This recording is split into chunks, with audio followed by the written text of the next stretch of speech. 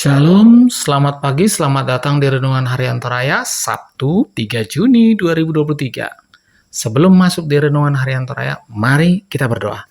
Bapa, terima kasih atas pagi ini kami bisa menghirup udara yang segar. Terima kasih Tuhan. Biarlah firman-Mu ini tetap tinggal di hati kami dan kami lakukan setiap hari di dalam nama Tuhan Yesus. Haleluya, haleluya, amin. Pembacaan kita terdapat pada Mazmur 104 ayat 19 sampai 30. Mazmur 104 ayat 19 sampai 30. Engkau yang telah membuat bulan menjadi penentu waktu, matahari yang tahu akan saat terbenamnya. Apabila engkau mendatangkan gelap, maka hari pun malamlah. Ketika itulah bergerak segala binatang hutan. Singa-singa muda mengaum-ngaum akan mangsa dan menuntut makanannya dari Allah. Apabila matahari terbit, berkumpullah semuanya dan berbaring di tempat perteduhan.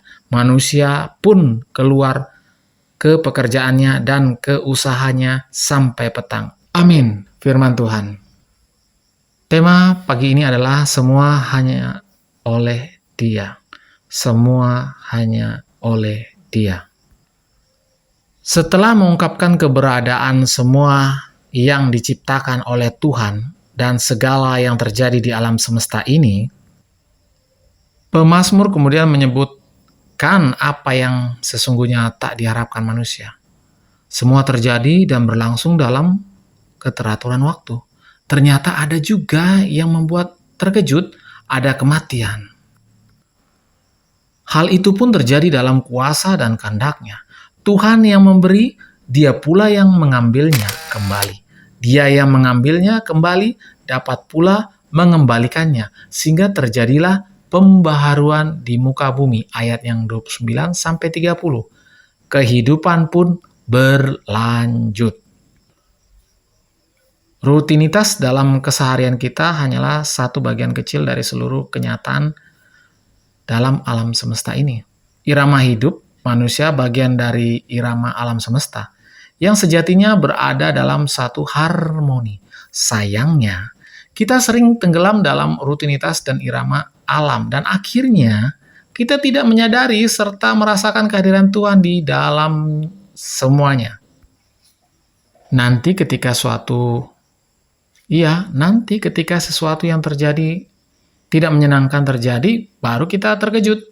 Kejutan-kejutan yang terjadi dalam hidup akan membawa kita sampai pada kenyataan bahwa kita akhirnya kembali pada debu. Hal itu menjadi penanda yang pasti bahwa bukan kita, bukan pihak lain, tapi hanya Tuhan sajalah yang mengadakan dan menentukan segalanya. Berbahagialah kita karena Allah yang memberi dan mengambilnya kembali. Dia pula lah Allah kekal, juga mau memberikan kehidupan kekal melalui anugerah keselamatan di dalam Kristus. Karena begitu besar kasih Allah akan dunia ini, sehingga Ia telah mengaruniakan anaknya yang tunggal, supaya setiap orang yang percaya kepadanya tidak binasa, melainkan beroleh hidup yang kekal. Yohanes 3 ayat 16. Amin. Mari kita berdoa. Bapa, di dalam nama Tuhan Yesus, terima kasih Tuhan.